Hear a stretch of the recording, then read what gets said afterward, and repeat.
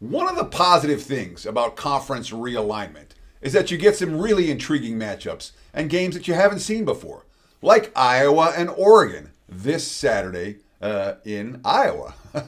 Let's talk about it. Teddy covers wagertalk.com with a big game breakdown for the Saturday college football action. 3:30 Eastern Time, 12:30 here in Las Vegas.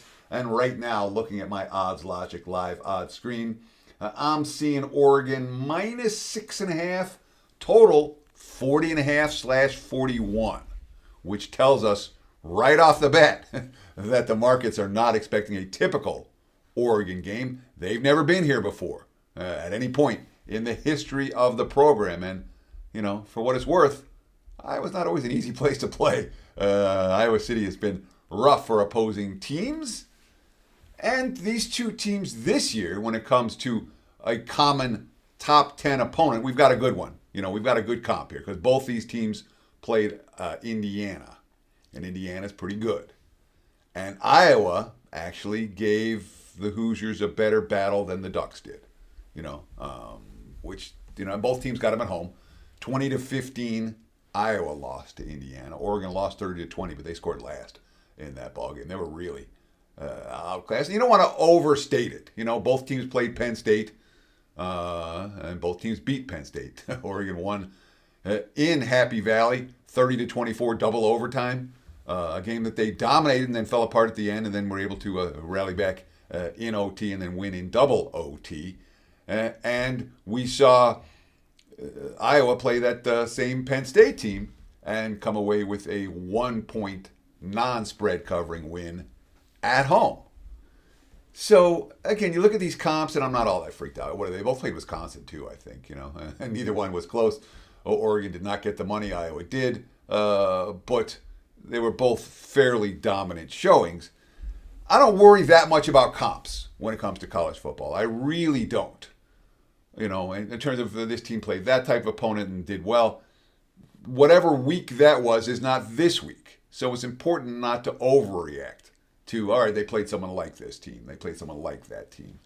But when you break down a matchup of two programs that have never faced each other, that's what we got to look at. You know, we got, hey, how'd this team do when they stepped up and played a good defense? How'd this team do when they stepped up and played an offense? And Kirk Ferentz, over the years, you know, when we talk about a coach that we know, you know, I've been in Las Vegas since 1998. Kirk Ferentz came, I think, my second year in town.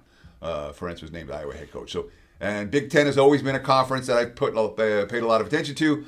I'm a Michigan graduate. So it's a conference that I know. It's a coach that you can't know a coach better than Kirk Ferentz. You really can't. You know, he's been around that long, and that track record is very, very specific. We like Ferentz's teams anytime they're up against an offense that's not going to make explosive plays against them. You know, it's that simple. Iowa's defense shuts down lesser opponents. They shut down teams without playmakers. They shut down teams without strong offensive lines. It's certainly an Iowa team that has shown the ability on the defense side of the football to stay in these games again and again and again.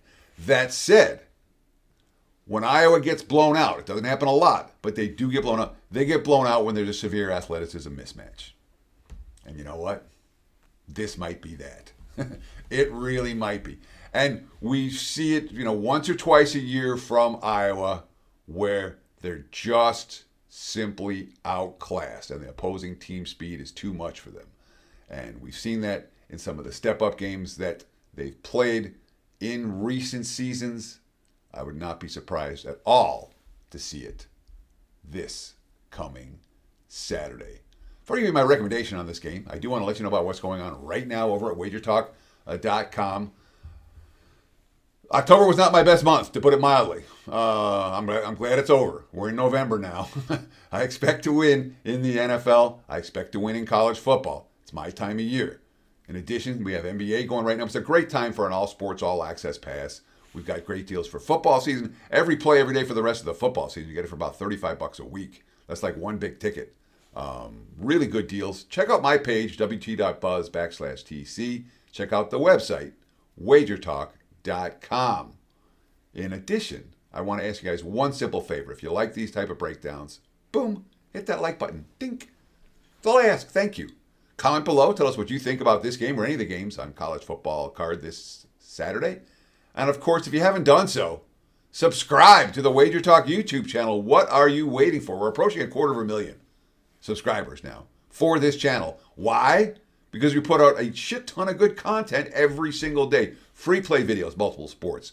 We got Sports Center for Gamblers. We got NFL shows. We got college football shows. We got NBA shows. We got college. Whatever you're looking for when it comes to sports betting content, you're going to get it right here on Wager Talk TV. Subscribe right now, and you'll get instant alerts every time these videos go live. So I talked about how we like Iowa in games where they're not severely outclassed from a speed standpoint. They might be here. Boy, Dante Moore looks really good for the Ducks. You know, a 19-4 touchdown to interception ratio. He's averaging more than 8.5 yards per attempt, 71% completions. The running game is there and balance. What do they have? They have 5 different backs that they've relied on. There are 4 different backs they've relied on, and Moore can run as well. And their top 4 backs averaging 8.5, 9.9, 6.9, and 5.9 yards per carry. Every one of them has a rush longer than 50 yards. They're creating big plays out of Dan Lanning's running game. The receiving core, every bit as loaded. And again, I don't know if there's a ton of NFL talent in this receiving core for Oregon. What there is depth and speed. And it's also a Ducks team. Look, I don't pay any attention to the college football rankings. I really don't. Not until maybe December it starts paying attention. But I did catch a couple of comments from the Oregon Ducks side of the equation that they weren't amused or impressed with their initial ranking in the college football playoffs. They felt disappointed. They felt disrespected. And I'm interested in a team that was disappointed/disrespected against an opponent in Iowa who just can't. Again, if Iowa falls behind by 2 scores here, they're already in trouble.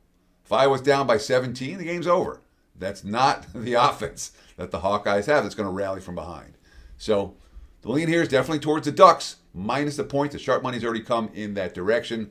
I'll give Ferentz credit for getting his team to play well at times when stepping up in class.